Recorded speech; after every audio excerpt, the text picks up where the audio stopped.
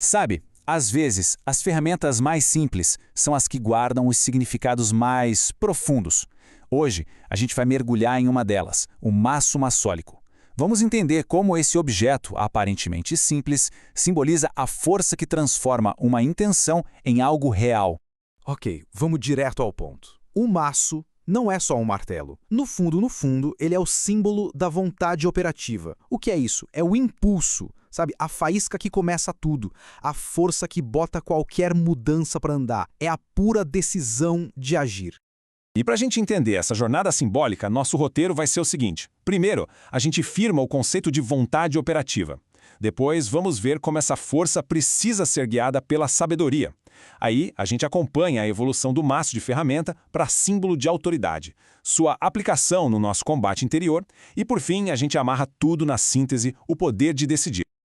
Então vamos começar pela fundação, pela base de tudo, a vontade operativa. É daqui que nascem todas as outras interpretações do maço. Pensa nela como aquela centelha inicial, sabe? O start de qualquer grande transformação. E olha que interessante, grandes pensadores maçônicos como Albert Pike, Oswald Wirth e Jean-Marie Ragon, todos eles concordavam nesse ponto. O maço é o catalisador. Ele representa essa força de vontade que não só impulsiona o trabalho físico, mas também o nosso desenvolvimento tanto intelectual quanto moral. É, em resumo, o puro querer fazer. Agora, aqui é que a coisa fica interessante, porque força bruta por si só não adianta. O verdadeiro potencial do maço só se revela de verdade quando ele entra numa parceria, uma parceria crucial. E essa parceria é com o cinzel. Pensa comigo, o maço é a vontade, a força, a ação. Ele dá energia. Só que é o cinzel que representa o conhecimento, a sabedoria, a direção. Então, um empurra, o outro guia. É a combinação dos dois que realmente dá forma à matéria bruta. Robert Pike resumiu isso de um jeito brilhante. O conhecimento, que é o cinzel, sem a vontade de usar esse conhecimento, ele é inútil. Fica estéril. É só uma teoria parada, sem nenhum impacto no mundo. A sabedoria precisa da ação para se tornar real. E o desequilíbrio aqui é muito perigoso. Numa interpretação cabalística, o excesso de Massá, ou Netzai, é a vontade sem direção. Vira tirania, vira fanatismo. Do outro lado, o excesso de cinzel, ou Rod, é o intelecto sem ação. É o sonhador que fica paralisado, que nunca faz nada. O segredo, como sempre, está no equilíbrio. Oswald Wirth nos dá uma imagem perfeita desse equilíbrio. A mão direita, que é a mão da ação, segura o maço. Já a mão esquerda, a receptiva, a que guia, segura o cinzel. Isso simboliza exatamente isso. A execução tem que ser firme, vigorosa, mas ela tem que ser guiada por um plano, por uma inteligência. Muito bem. Agora que a gente entendeu essa dupla dinâmica, vamos ver como o significado do maço evolui. Como ele passa de uma simples ferramenta de trabalho para um símbolo de autoridade bem poderoso. Na sua forma mais básica, ali nas mãos do aprendiz, o maço é exatamente isso, uma ferramenta de trabalho. O objetivo dele é o desenvolvimento de si mesmo. É polir a própria pedra bruta. Mas, quando esse mesmo objeto vai para as mãos do mestre da loja, ele se transforma no malho, e aí a função muda completamente. Deixa de ser uma ferramenta de trabalho individual e passa a ser um instrumento de governo, usado para dirigir o trabalho de todo o grupo. E essa imagem aqui ilustra perfeitamente o poder do malho. É a aplicação daquele princípio Ordo ab chao, ou seja, a ordem vinda do caos.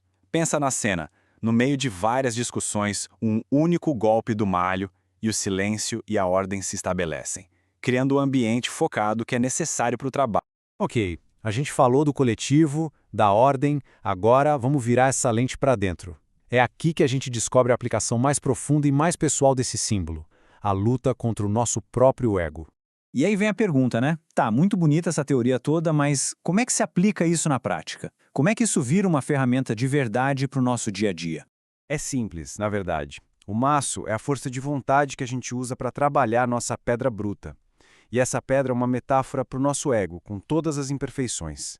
É com essa vontade que a gente quebra as arestas dos vícios, dos preconceitos.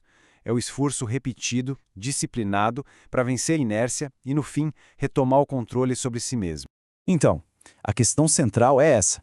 Quem é que controla o maço? Uma vida controlada pelo ego é como um maço batendo para todo lado, sem direção, só reagindo. Em total contraste, a pessoa desperta é aquela que assume o controle, que decide com consciência quando, onde e com que força vai aplicar a sua vontade. Bom, e com isso a gente chega na síntese de tudo que a gente conversou. No final das contas, a essência do Março se resume a uma capacidade única e muito poderosa: o poder de decidir e, a partir daí, transformar ideais em ação. Tem um ensinamento lá do século XVIII que resume essa filosofia perfeitamente. Querer é poder. Uma frase que celebra a força da vontade, certo? Só que ela vem com uma condição, um desde que.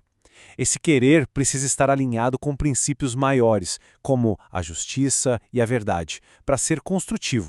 Portanto, a grande lição é esta: o maço simboliza o poder de decisão que cada pessoa tem. É aquela força interna que permite pegar um ideal, uma visão, um plano e transformar aquilo em algo real, em um ato concreto no mundo. E isso tudo nos deixa com uma reflexão final, bem pessoal. Diante dos próprios desafios, das próprias metas, qual é a pedra bruta que a sua vontade vai escolher transformar a partir de hoje?